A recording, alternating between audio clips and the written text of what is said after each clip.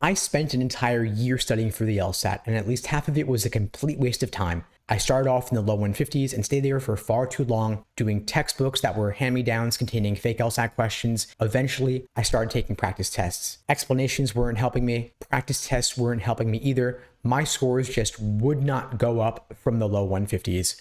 Eventually, I did every single practice test ever released. There were 40 something at the time.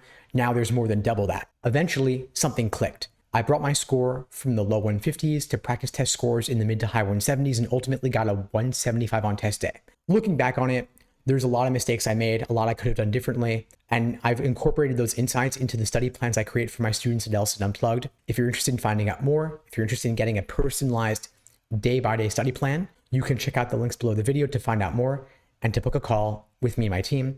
We'd be glad to help you out. I'm going to break this down into two parts for you today. One is if you're new to the LSAT. The second is if you've been at this for a while. And I'll say out there as a disclaimer, I occasionally encounter a student who's trying to cram it all in just a month or even a couple of weeks. Don't do it. Just don't. The LSAT is not a test that you can cram for. If your LSAT's coming up in just a week or two, I recommend postponing to allow a lot more time to achieve your fullest potential. Don't rush it for June. You could take the LSAT in August, September, October, or November and apply to law school early enough this cycle. Now, if you are brand new to the LSAT, I'm going to recommend spreading things out a bit more with the LASER approach to LSAT prep. That's my framework. The LASER approach is an acronym standing for Learning, Accuracy, Sections, Exams, and Review. It's the methodology underlying all of my LSAT study plans. I'd recommend, of course, starting off with the learning phase, building a strong foundation, focusing on the most common LSAT question types. In logical reasoning, for example, we're talking here about necessary assumption, inference, and flaw. I would not recommend focusing on the rare question types that hardly ever come up, since every question is worth the same. In reading comprehension, focus first and foremost on getting down what is the main idea. If you're taking the LSAT in, say, October, you could devote 1 month to the learning phase, 1 month to the accuracy phase, 1 month to the sections phase, and 1 month to the endurance phase. So the LASER approach is an acronym, again, standing for Learning, Accuracy, Sections, Exams, and Review. Where do we incorporate review? We mix it in throughout. So 1 month for learning, 1 month for accuracy, 1 month for sections, 1 month for exams and endurance. Then you incorporate review throughout for every question that you get wrong or have difficulty with, but learning is where we start. The A for accuracy is where you're drilling LSAT questions by type to better understand the proper perspective from which to view each section and each question type. The S phase, S for sections, that's where you're doing full individual timed sections to work on your pacing, how you allocate your time over the course of the entire section.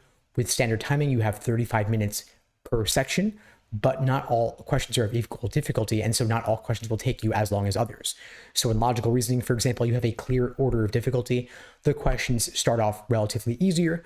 They get harder as the section goes on. So if you're aiming for a 165 or above, I recommend doing the first 10 questions in roughly 10 to 12 minutes, building up a time bank that you can then apply to the tougher questions later in the section. Pacing is where you work on this strategy. Again, if you're taking the LSAT in October, you're working on all of this in the month 3, the S for sections in the LASER approach. Now, the fourth phase is E for exams and endurance. This is where you're doing full-length timed practice tests to build your endurance so that you're not getting fatigued by the end of section 4. There are 4 timed sections on the LSAT, 2 of them back-to-back, a 10-minute break, 2 more of them back-to-back, and that's the test.